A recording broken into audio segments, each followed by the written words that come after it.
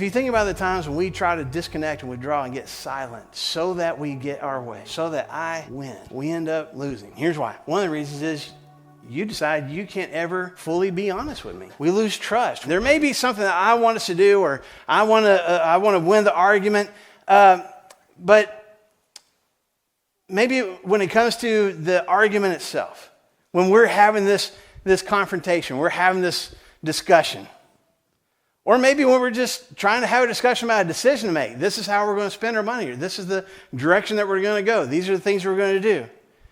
And I have a difference of opinion than you. And I think that my way is better. I think the way that I see is better. Or I just don't like the way that you're doing, or, whatever the reason behind it is. And so instead of having a discussion, instead of saying, well, here's my opinion, I see where you're coming from, let me explain to you what I think, I just stop talking. I just shut down. Instead of communicating through that process, instead of listening to your opinion, I just get quiet. Not because I have nothing to say, but because I want to win. So let me show you how we play this sometimes. See if some of this seems familiar to you. I can play the quiet game by just having no communication. I mean, that's obvious. That's the most obvious way to play the quiet game, right? Just no communication. I stop talking. I don't answer questions that you're asking me. I stop returning texts. You're texting me and I just start ghosting you. I don't say anything back. I stop making eye contact. I just start staring off into space. You're still talking. You're asking me questions and I'm just, total silent treatment. I start looking at my phone. I start looking at my TV. Instead of continuing in this conversation, I just let myself get distracted by something else. Or maybe I just walk out altogether. Whatever it is, we're not talking anymore. I have decided we're not talking anymore. And maybe I'm using that to say, okay, well, I've already said my piece, and this is the way it's going to be, and so I don't have anything else to say. In actuality, I have a lot more to say, but I think this is more potent, more powerful to just be quiet. Make you start feeling bad. Make you hopefully start seeing things my way. Make you maybe even apologize. I'm so sorry. I didn't mean to upset you. Please talk to me. And I'm winning when I do that. Similar to the no communication is the actual just withdrawal. Again, I may just completely walk out of the room. We're talking and I'm just like, just frustrated, done. I just walk out. No warning, no, hey, we'll get back to this later. I'm out. Maybe it's not just walking out of the room. Maybe it's just shutting down emotionally. I don't connect anymore. I'm not, if we're married, if we're dating, I'm not holding your hand anymore. I'm not showing you any affection. I kind of turned away when you try to do that with me. I'm not being emotionally connected with my kids anymore. We're not spending any time together. If we're friends, I'm just going to stop hanging out with you altogether. Just completely withdraw myself from you. So that you will come chasing after me. So that you will feel bad and want that relationship back, want that connection back. And so you'll come and do whatever it takes to do things my way, to get back on my good side. Sometimes we play the quiet game just by really, really short replies. Just one-word answers. Or maybe when people say, well, what's wrong? Nothing. Is something wrong? Yes. But what am I going to say? Nothing. But I think something's wrong. No. How are you doing? Fine. You sure? Yup. Just those quick, short replies. And what I want is what? For you to keep asking until we finally get to whatever it is, or until you get frustrated and get upset and walk out. And then I can blame you for walking out and not figuring out what it is that was actually wrong. Now it's your fault. See, either way, I'm winning. Just with these short answers, these short replies. Sometimes when I play the quiet game, I'm waiting for the other person. I'll make them make the first move. So I'll just stop talking. I'll shut down. I'll quit communicating. I'll quit connecting, physically or emotionally, whatever. I'll quit showing affection, whatever it is. And that's going to stay that way until you decide to do something about it. So maybe both of us have decided we're going to play the quiet game. Maybe both of us have decided we're not going to talk anymore. We're not going to hold hands. We're not going to do anything together. We're not going to hang out anymore until that person recognizes what they did wrong and does something to make it right. Once you come and apologize to me, once you at least initiate the conversation, even if you don't apologize, you have to take the first step to try to get us back together on the same page. And I'm just waiting until you do so.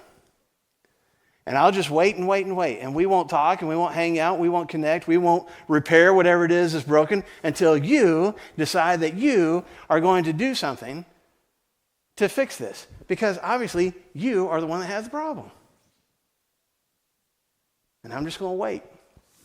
I'm going to wait for you to make the first move. Man, there are more ways that we play the quiet game. That's just a few of them. And there's all sorts of reasons why. There's all sorts of reasons why we choose to do that. Ultimately, as I said multiple times, we just want to win. I want to come out on top. I want you to do things my way. But that's not always at the root of it. Sometimes I'm just angry and I'm just frustrated, and that might actually be how I deal with anger and frustration. Now, I know some people in this room have no problem expressing their anger. If you're upset about something, if you're frustrated about something, people are going to know. They're not going to have to guess, okay?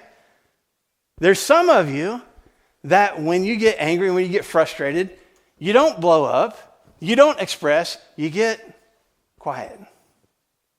And that's just your personality, or that's what you've learned to do, or whatever it is. And so sometimes the reason that I play the quiet game is coming from an honest place. I am angry and I am frustrated and I am upset. I don't have the tools in my tool belt yet to express that. All I know how to do is just get quiet. And you know I'm frustrated and angry because I get quiet. Is that the healthiest thing to do? Not necessarily, but some of us, that's just kind of our go-to. Some of us get really quiet because we don't like conflict. I have a difference of opinion. We're not on the same page, but I don't want to fight about it. And maybe that's because the home that I grew up in, there was a lot of fighting, and I don't want to experience that. Or maybe the home that I grew up in, there was no fighting, and so I think everything's falling apart if we have any kind of a disagreement. Same thing with my friendships. Sometimes I don't want to have to knock heads with anybody, and so I just get quiet because I don't want to fight. Sometimes it happens in dating relationships. I'll just get real quiet and not talk because I don't want to have an argument. Maybe we've had a bunch of arguments already and I don't want to have another one, so I just shut down. Can I confess something to you guys about myself when I was much younger? When I was a teenager, if I was ever dating a girl for a little while and then decided, to be quite honest, usually I was the one that got dumped, but if I was ever the one that decided that I didn't want to date this person anymore, I didn't want to have that discussion. I didn't want to tell that person, that's just awkward to look at another girl in the eyes and go, I don't want to date you anymore. That felt uncomfortable saying that to you guys just now. I didn't want to do that. So what I would do, this is logical thinking in my mind, I'd just stop talking to her altogether. I stopped calling. If we saw each other in the hallway, I would just pass them by like, oh, excuse me, trying to get by, and just completely ignore her. Then she would get mad, and all her little friends would get mad, and she's like, this is the way you're going to treat me? Fine. It's over with. I'm like, it's over with. Good. And I didn't have to do it. I got to avoid the conflict. And see, the thing is, some of us never grow out of that. It just becomes natural for us. I don't want to argue. I don't want to have the difference of opinion, so I'll just get quiet. And it becomes a problem. We'll talk about that in a second. Sometimes I play the quiet game because, again, that's what's modeled for me. Maybe that's how my parents dealt with conflict. They just got quiet. Maybe that's how they dealt with differences of opinion, or if they felt some disconnection or distance between each other, they just got quiet. Maybe that's what I've seen, the people I hang out with, my friends, that's what they do. And so that's what I've decided to do. Maybe, a lot of times the reason I play this, as I've already talked about, is I want to control. I want to manipulate you. I want things to go my way. And even if it causes you to feel anxious or to feel insecure, that's fine, as long as things end up going the way that I want them to. Sometimes I can use the quiet game to punish you, to make you feel guilty. You have done something that has hurt me. And the best way for me to inflict punishment on you is to just shut down and stop talking and stop connecting and just withdraw. Because that will make you feel even worse, which will make me win even more. And I think most of us would never, I would never want another person to feel that way. And yet that's actually what we're doing. That's how we're treating that other person. And there's probably a variety of other reasons why we get quiet and why we disconnect and why we withdraw. And I will say this, let me throw out this disclaimer. For some of us, part of our communication style comes across as trying to play the quiet game. Like for some of us, when it's something that we're really concerned about, when it's a discussion we really need to have with this other person, we don't just say everything that comes to our minds. Like some of us, we don't just have a filter, we have multiple filters that we run things through before we say them out loud. That's not a bad thing.